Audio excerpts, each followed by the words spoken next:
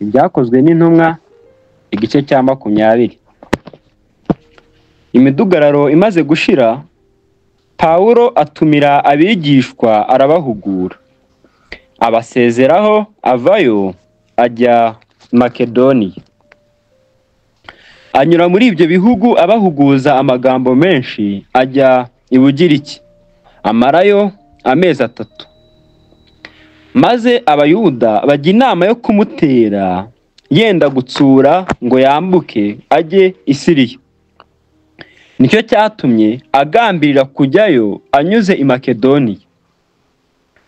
Abajyanaga nawe ni Sopatero mwene Puro w'i Beroya, na Arisitariko na Sekondo w'i Tesalonike, na Gayo w'i Derube, na Timoteyo na Tukiko na Tirofimo bo muri Aziya. Batubanziriza imbere baturindira i Tirowa. Tuva i Filipi nyuma y'iminsi y'imitsima idasembuwe, turatsuka tubasanga i Tirowa hashize iminsi 5. Nuko tumarayo 7. Kuwa mbere w'iminsi 7 duteranira kumanyagura imitsima. Pawulo arabaganirira ashaka kuvaho mu gitondo, akomeza amagambo ageza mu gicuku. Kandi hariho amatabaza menshi mu cyumba cyo hejuru aho twaye duteraniye. Umusore witwaga Utuko yari yicaye mu idirishya arasinzira cyane. Nuko Pawulo akomeza kuganira amagambo menshi aratinda. Utuko arahunyiza ava mu cyumba cyo hejuru aragwa, basanga amaze gupfa baramuterura. Pawulo aramanuka amwubama hejuru aramuhobera ati, mwiboroga kuko ubugingo bwe bumurimo. Amaze gusubira muri icyo cyumba cyo hejuru amanyura umutsima aryaho, akomeza kubaganiriza byinshi kugeza mu museso, maze aragenda. Bazana uwo muhungu ari muzima, birabanezeza cyane. Ariko twebweho tujya imbere tugera ku nkuge, turatsuka twambukira kujya muri Aso, aho twashakaga guturirira Pawulo, kuko ariko twari twanoganije nawe, ashaka guca iy'ubutaka wenyine. Adusanze muri Aso turamuturira, turambuka dufata Imiturene. Tuvayo bukeye bwaho tugera ahateganye n'Ikiyo. Ku munsi wa 3 dufata Isamu, kwa 4 dufata Imileto, kuko Pawulo yari yagambiriye kunyura bugufi bwa Efeso, ariko arombereje kugira ngo adatinda muri Aziya, kuko yihutaga kugira ngo niba bishoboka umunsi wa Pentekote uzabe ari Yerusalemu. Ari Imileto atumira abakuru b'itorero ryo muri Efeso.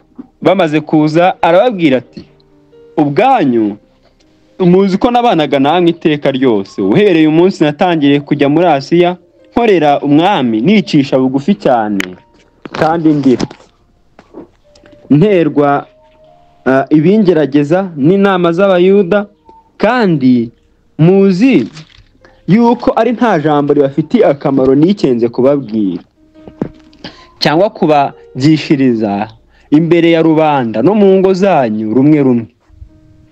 Nahamirije abayuda n'abagiriki kwihana imbere y'Imana no kwizera umwami Yesu Kristo.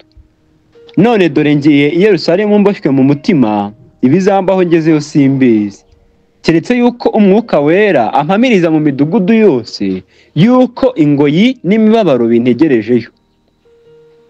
Ariko sinita ku bugingo bwanjye ngo nibwire ko ari ubw'igiciro kuri nge, kuko nkwiriye kurangiza urugendo rwanjye n'umurimo nahawe n'umwami Yesu wo guhamya ubutumwa bwiza bw'ubuntu bw'Imana. None dore nzi yuko mutazongera kumbona, abo nanyuzemo mwese mbabwiriza ubw'ubwami bw'Imana. Nicyo gituma mbahamiriza uyu munsi yuko amaraso ya bose atandiho, kuko ntikenze mbabwira iby'Imana yagambiriye byose. mwirinde ubwanyu, murinde n'umukumbi wose umwuka wera yabashyiriyeho kuba abarinzi, kugira ngo muragire itorero ry'Imana iryo yaguze amaraso yayo. Nzi yuko nimara kuvaho amasega aryana azabinjiramo ntababarire umukumbi, kandi muri mwe ubwanyu hazaduka abantu bavugira ibigoramye kugira ngo bakuririre abigishwa benshi inyuma yabo. Nuko rero mube amaso, mwibuke yuko namaze imyaka 3 ndahwema ku manywa na nijoro guhugura umuntu wese muri mwe ndira. Kandi none mbaragije Imana n'ijambo ry'ubuntu bwayo ribasha kububaka no kubahana ibiragwa n'abejejwe bose.